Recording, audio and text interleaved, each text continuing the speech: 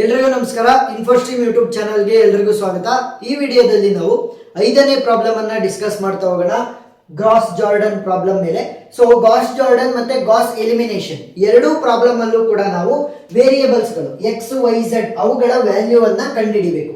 So ಒಂದೊಂದ್ಸಲಿ X Y Z ಅಂತ ಕೊಡ್ತಾರೆ, ಒಂದೊಂದ್ಸಲಿ x1 x2 x3 ಅಂತ ಕೊಡ್ತಾರೆ, ಇಲ್ಲ ಅಂತ ಅಂದ್ರೆ ಎ ಬಿ ಸಿ ಎನಿಥಿಂಗ್ ಯಾವ್ದಾದ್ರು ವೇರಿಯೇಬಲ್ ಅನ್ನ ಕೊಟ್ಟಿರ್ಬೋದು. ಸೊ ಆ ವೇರಿಯೇಬಲ್ ಗಳ ವ್ಯಾಲ್ಯೂನ ಕಂಡುಹಿಡಿಯೋದಕ್ಕೋಸ್ಕರ ಗಾಸ್ ಜಾರ್ಡನ್ ಆದ್ರೂ ಯೂಸ್ ಮಾಡಬಹುದು, ಗಾಸ್ ಎಲಿಮಿನೇಷನ್ ಆದ್ರೂ ಯೂಸ್ ಮಾಡಬಹುದು. ಸೊ ಅವ್ರ ಎಕ್ಸಾಮ್ ಅಲ್ಲಿ ಸ್ಪೆಸಿಫೈ ಮಾಡಿದ್ರೆ ನೀವು ಯಾವ್ದನ್ನ ಹೇಳಿರ್ತಾರೆ ಅದನ್ನೇ ಯೂಸ್ ಮಾಡ್ಬೇಕು. ಸೊ ಗಾಸ್ ಎಲಿಮಿನೇಷನ್ ಇದೆಯಲ್ಲ ಅದು ಒಂದ್ ಸ್ವಲ್ಪ ಈಸಿ. ಗಾಸ್ ಜಾರ್ಡನ್ ಇದೆಯಲ್ಲ ಒಂಚೂರು ಲೆಂತಿ ಆಗುತ್ತೆ, ಬಟ್ ಸಿಮಿಲರ್ ಪ್ರೋಸೆಸ್ ಮತ್ತೆ ಈಸಿಯಾಗೇ ಇರುತ್ತೆ, ಏನ್ ಚಿಂತೆ ಇಲ್ಲ, ಬಟ್ ಸ್ವಲ್ಪ ಜಾಸ್ತಿ ಸ್ಟೆಪ್ಸ್ಗಳು ಅಷ್ಟೇ. ಸೊ ಪ್ರಾಬ್ಲಮ್ ಸಾಲ್ವ್ ಮಾಡ್ತಾ ಹೋಗೋಣ, ಈಸಿಯಾಗಿ ಅರ್ಥ ಆಗ್ತಾ ಹೋಗುತ್ತೆ. ಇಲ್ಲಿ 3 ಈಕ್ವೇಶನ್ ಗಳನ್ನ ಕೊಟ್ಟಿದ್ದಾರೆ. ಫಸ್ಟ್ ಈ ಈಕ್ವೇಶನ್ ಗಳನ್ನ ಯೂಸ್ ಮಾಡಿಕೊಂಡು ಆಗ್ಯುಮೆಂಟೆಡ್ ಮ್ಯಾಟ್ರಿಕ್ಸ್ ಅನ್ನ ಕನ್ಸ್ಟ್ರಕ್ಟ್ ಮಾಡಬೇಕು. ಆಗ್ಯುಮೆಂಟೆಡ್ ಮ್ಯಾಟ್ರಿಕ್ಸ್ ಯಾವ ಫಾರ್ಮೆಟ್ ಅಲ್ಲಿ ಇರುತ್ತೆ? A:B. ಸೊ ಎ ಅಂತ ಅಂದ್ರೇನು, ಬಿ ಅಂತ ಅಂದ್ರೇನು ಅಂತ ಈಗ ನೋಡೋಣ. ಎ ಅಂತ ಅಂದ್ರೆ ಈ ಎಕ್ಸ್ ವೈ ಝೆಡ್ ಅಂದ್ರೆ ವೇರಿಯೇಬಲ್ಸ್ ಗಳ ಪಕ್ಕದಲ್ಲಿರುವಂತದ್ದು, ಅಂದ್ರೆ ವೇರಿಯೇಬಲ್ಸ್ ಪಕ್ಕದಲ್ಲಿ ಇರುವಂತಹ ಕೋಎಫಿಷಿಯಂಟ್ ವ್ಯಾಲ್ಯೂಸ್ ಅನ್ನ ಬರೀಬೇಕು. ಸೊ ಫಸ್ಟ್ ಎಕ್ಸಿನ ಕೋಎಫಿಷಿಯಂಟ್ ಗಳೇನು? ಇಲ್ಲಿ ಏನು ಇಲ್ಲ ಅಂತ ಅಂದ್ರೆ 1. ನೆಕ್ಸ್ಟ್ ಇಲ್ಲಿ ಏನು ಇಲ್ಲ ಅಂತಂದ್ರೆ 1, ಇಲ್ಲಿ 2 ಇದೆ. ನೆಕ್ಸ್ಟ್ ವೈ ಪಕ್ಕ ಏನು ಇಲ್ಲ, ಸೊ 1. ಇಲ್ಲಿ -2, ಸೊ ವೈ ಪಕ್ಕ 2 ಇದೆ, ಬಟ್ ಮೈನಸ್ ಇರೋದ್ರಿಂದ ಮೈನಸ್ ಕೂಡ ಯೂಸ್ ಮಾಡಬೇಕು, -2. ನೆಕ್ಸ್ಟ್ ಇಲ್ಲಿ 1, ಇಲ್ಲಿ ಏನು ಇಲ್ಲ ಅಂತ ಅಂದ್ರೆ 1, ಇಲ್ಲಿ 3 ಇದೆ. ನೆಕ್ಸ್ಟ್ ಇಲ್ಲಿ ಏನು ಇಲ್ಲ ಬಟ್ ಮೈನಸ್ ಇದೆ, ಸೊ -1. ಸೊ ಇದೇನಿದು ಎ ಪಾರ್ಟ್. ಸೊ ಇವಾಗ ಬಿ ಕೂಡ ಬರಿಬೇಕಲ್ವಾ. ಬಿ ಅಂತ ಅಂದ್ರೆ ಕಾನ್ಸ್ಟೆಂಟ್ ವ್ಯಾಲ್ಯೂಸ್, ಯಾವ್ದ್ರ ಪಕ್ಕದಲ್ಲಿ ವೇರಿಯೇಬಲ್ಸ್ ಇರಲ್ಲ, ಸೊ ಅದನ್ನ ನಾವು ಕಾನ್ಸ್ಟೆಂಟ್ ಅಂತೀವಿ. 9, 8 ಮತ್ತೆ 3. ಸೊ ಇವಾಗ ನಾನು ಈ ಗಾಸ್ ಜಾರ್ಡನ್ ಅನ್ನ ಅಪ್ಲೈ ಮಾಡಿ ಎಕ್ಸ್ ವೈ ಝೆಡ್ ಅಂತಂದ್ರೆ ವೇರಿಯೇಬಲ್ಸ್ ಗಳ ವ್ಯಾಲ್ಯೂನ ಫೈಂಡ್ ಔಟ್ ಮಾಡೋದಕ್ಕೋಸ್ಕರ ಫಸ್ಟ್ ಈ ಎ ಮ್ಯಾಟ್ರಿಕ್ಸ್ ಇದೆಯಲ್ಲ ಇದನ್ನ ನಾನು ಡಯಾಗನಲ್ ಮ್ಯಾಟ್ರಿಕ್ಸ್ ಆಗಿ ಕನ್ವರ್ಟ್ ಮಾಡಬೇಕು. ಡಯಾಗನಲ್ ಮ್ಯಾಟ್ರಿಕ್ಸ್ ಆಗಿ ಕನ್ವರ್ಟ್ ಮಾಡಬೇಕು. ಸೊ ಹಾಗಾದ್ರೆ ಡಯಾಗನಲ್ ಮ್ಯಾಟ್ರಿಕ್ಸ್ ಅಂತ ಅಂದ್ರೆ ಏನು? ಫಾರ್ ಎಕ್ಸಾಂಪಲ್ ಒಂದು ಮ್ಯಾಟ್ರಿಕ್ಸ್ ಇದೆ ಅಂತ ಅನ್ಕೊಳ್ಳಿ. For example 3x3 matrix 1 2 3 4 5 6 7 8 9.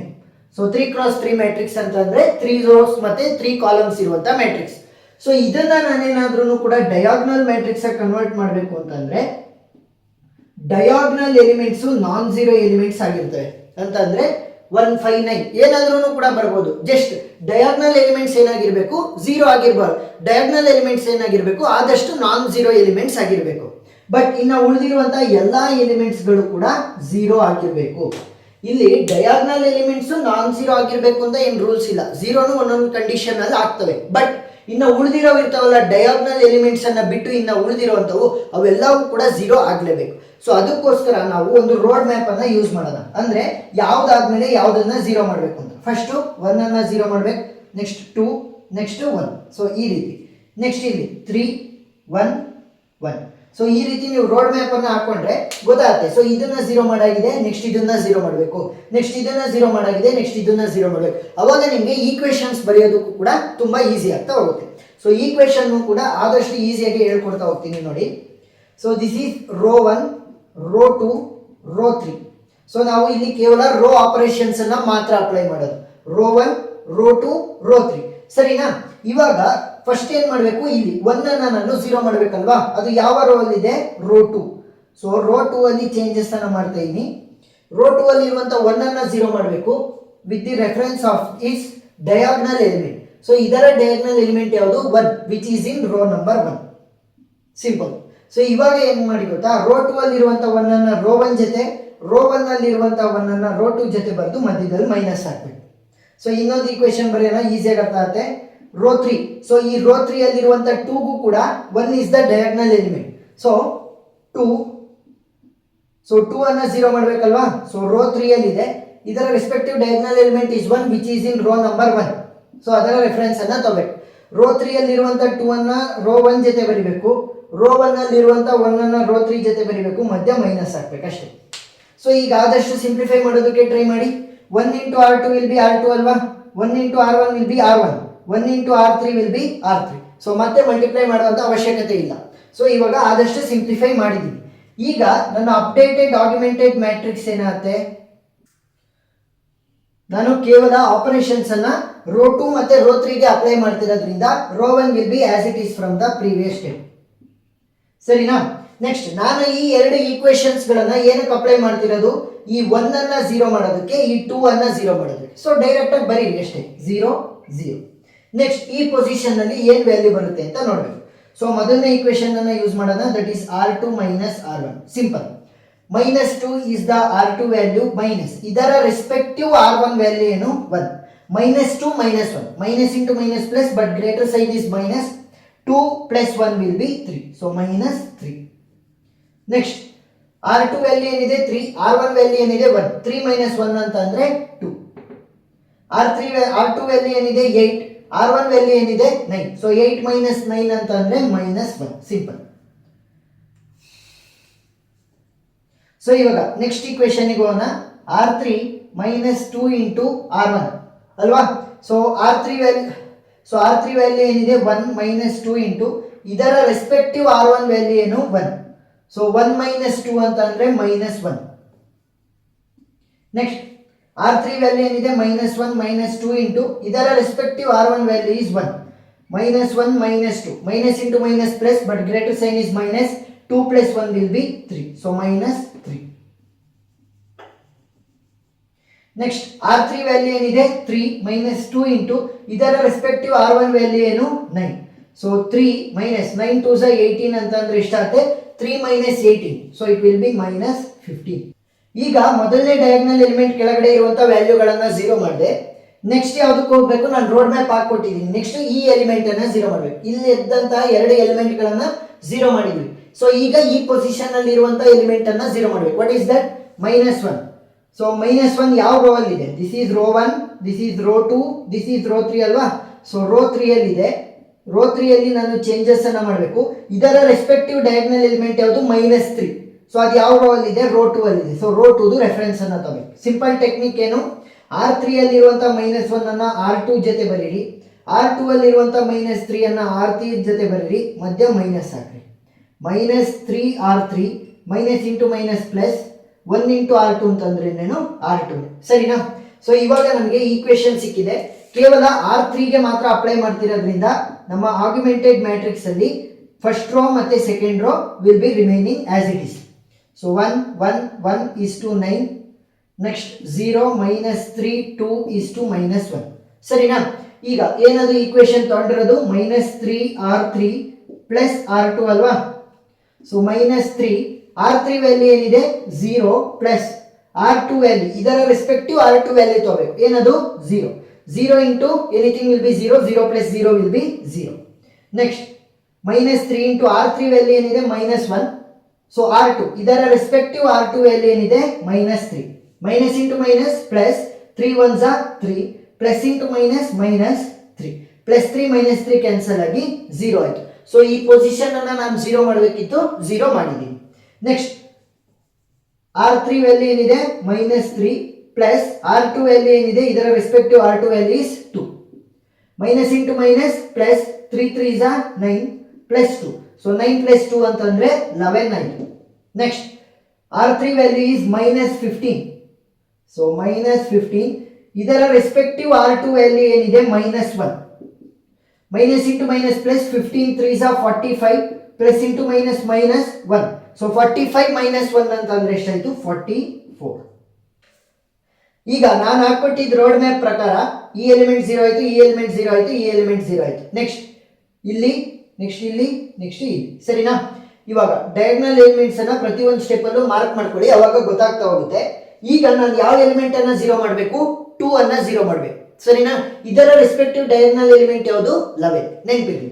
So this is row number 1, this is row number 2, this is row number 3.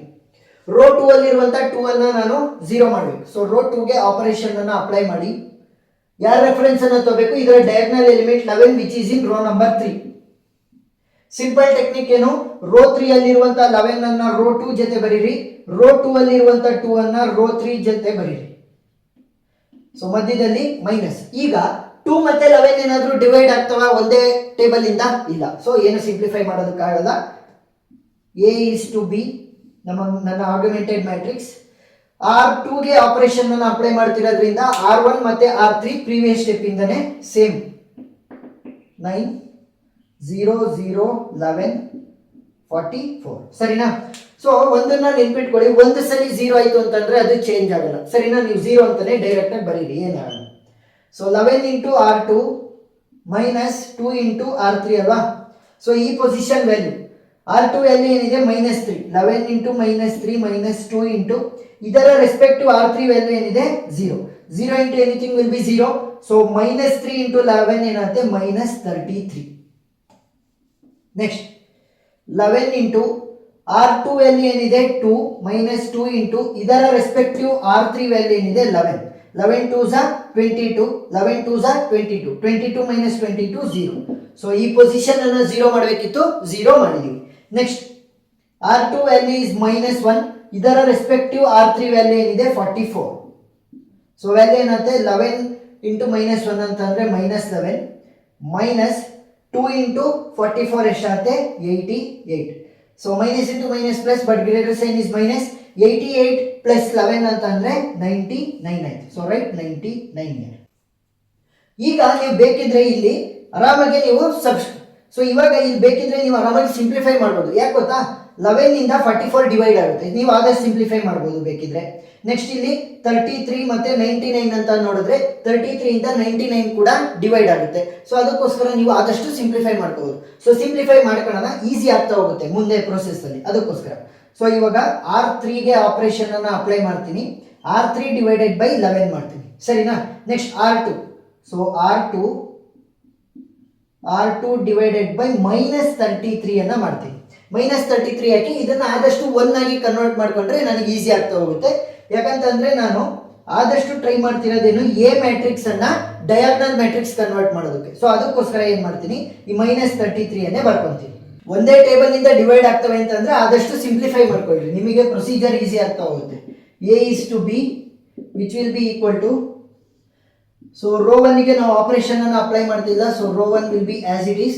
Next row 2 ಗೆ ಯಾವ ಆಪರೇಷನ್ ಅಪ್ಲೈ ಮಾಡ್ತಿರೋದು, row 2 divided by -33. 0 divided by anything will be 0.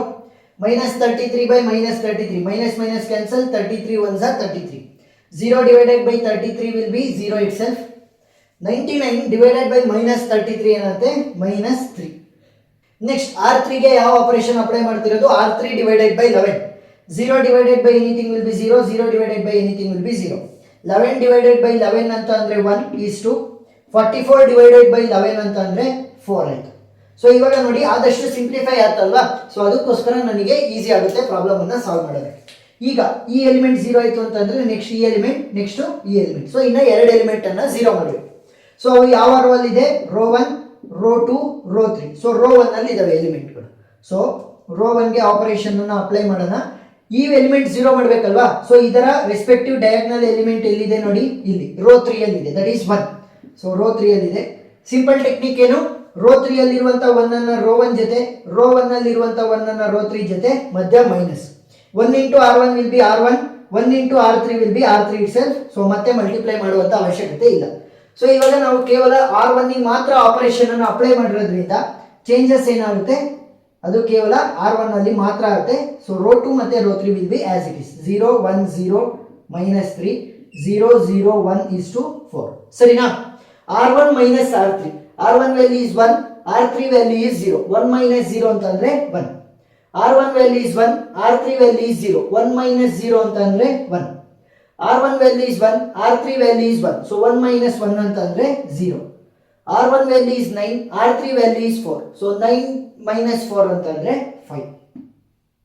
So ಈಗ ಕೇವಲ ಈ ಒಂದು ಎಲಿಮೆಂಟ್ ಅನ್ನ 0 ಮಾಡಿದ್ರೆ ನಾನು ನನ್ನ ಎ ಮ್ಯಾಟ್ರಿಕ್ಸ್ ಅನ್ನ ಡಯಾಗ್ನಲ್ ಮ್ಯಾಟ್ರಿಕ್ಸ್ ಆಗಿ ಕನ್ವರ್ಟ್ ಮಾಡಿದೆ ಅಂತ ಅರ್ಥ. ಸೊ ಇದು ಎಲ್ಲಿದೆ, ರೋ ನಂಬರ್ 1 ಅಲ್ಲಿ ಇದೆ. ಸೊ ರೋ 1, ಇದರ ಡಯಾಗ್ನಲ್ ಎಲಿಮೆಂಟ್ ಎಲ್ಲಿದೆ ನೋಡಿ, ರೋ 2 ಅಲ್ಲಿ ಇದೆ, that is 1. So row 2 reference ಅನ್ನ ತಗೋಬೇಕು.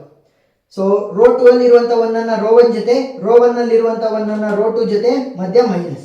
ಸೊ 1 ಇಂಟು R1 ಅಂತಂದ್ರೆ ಇನ್ನೇನು R1, 1 ಇಂಟು R3 ಅಂತಂದ್ರೆ 1 ಇಂಟು R2 ಅಂತಂದ್ರೆ R2ನೇ ಆಗಿರುತ್ತೆ. ಸೊ ಮತ್ತೆ ಮಲ್ಟಿಪ್ಲೈ ಮಾಡುವಂತ ಅವಶ್ಯಕತೆ ಇಲ್ಲ.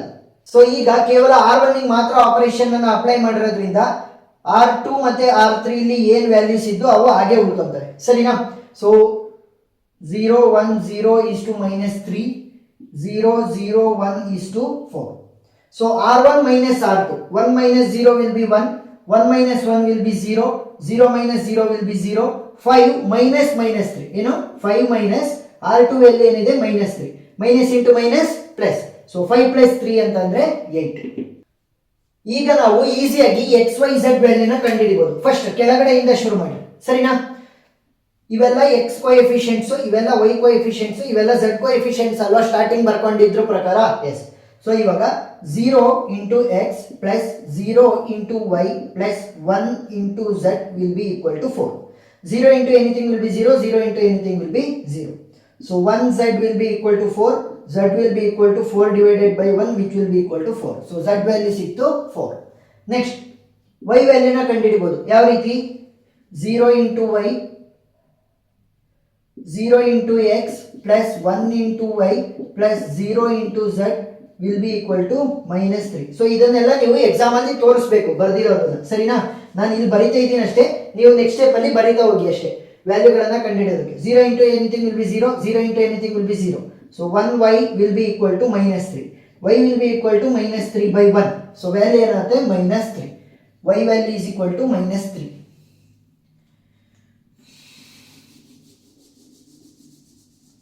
Next x ವ್ಯಾಲ್ಯೂನ ಕಂಡುಹಿಡಿಯೋದಕ್ಕೆ 1 into x plus 0 into y plus 0 into z will be equal to 8. 0 into anything will be 0, 0 into anything will be 0. So 1x will be equal to 8. X will be equal to 8 divided by 1. So x value ಏನಾಗುತ್ತೆ? 8. So x value ಗೊತ್ತಾಯಿತು, y value ಗೊತ್ತಾಯಿತು, ಮತ್ತೆ z value ಗೊತ್ತಾಯಿತು. ಇಷ್ಟೇ simple. So first ಏನ್ ಮಾಡಬೇಕು? Gauss Jordan method ಅಲ್ಲಿ argument ಅನ್ನ ಮಾಡಿ, ಆ ಆರ್ಗ್ಯುಮೆಂಟೆಡ್ ಮ್ಯಾಟ್ರಿಕ್ಸ್ ಅಲ್ಲಿ ಎ ಇರುತ್ತಲ್ಲ ಅದನ್ನ ನಾವು ಡಯಾಗ್ನಲ್ ಮ್ಯಾಟ್ರಿಕ್ಸ್ ಆಗಿ ಕನ್ವರ್ಟ್ ಮಾಡೋದಕ್ಕೆ ಟ್ರೈ ಮಾಡಬೇಕು. ಒಂದ್ಸಲಿ ಡಯಾಗ್ನಲ್ ಮ್ಯಾಟ್ರಿಕ್ಸ್ ಕನ್ವರ್ಟ್ ಆಯಿತು ಅಂತಂದ್ರೆ very easy, X Y Z ವ್ಯಾಲ್ಯೂಗಳನ್ನ ಕಂಡುಹಿಡಿದ್ರೆ ಮುಗೀತು ಪ್ರಾಬ್ಲಮ್. ಸೊ ಪ್ರಾಬ್ಲಮ್ ಅರ್ಥ ಆಗಿದೆ ಅಂತ ಅನ್ಕೊಂಡಿದ್ದೀನಿ. ಒಂದು 2-3 ಪ್ರಾಬ್ಲಮ್ ಅನ್ನ ಸಾಲ್ವ್ ಮಾಡ್ರಿ. ಸೊ ಆ ಎಲ್ಲ ವಿಡಿಯೋ ಲಿಂಕ್ಗಳು ಡಿಸ್ಕ್ರಿಪ್ಷನ್ ಅಲ್ಲಿ ಇರ್ತವೆ, ನೀವು ನೋಡ್ಬೋದು. ಏನಾದ್ರೂ ಡೌಟ್ ಇದ್ರೆ ಕಮೆಂಟ್ ಸೆಕ್ಷನ್ ಅಲ್ಲಿ ತಿಳಿಸಿ, ನಾನು ಕ್ಲಾರಿಫೈ ಮಾಡ್ತೀನಿ. ವಿಡಿಯೋ ಇಷ್ಟ ಆಗಿದ್ರೆ ಸಬ್ಸ್ಕ್ರೈಬ್ ಆಗೋದನ್ನ ಮರಿಬೇಡಿ. Thank you.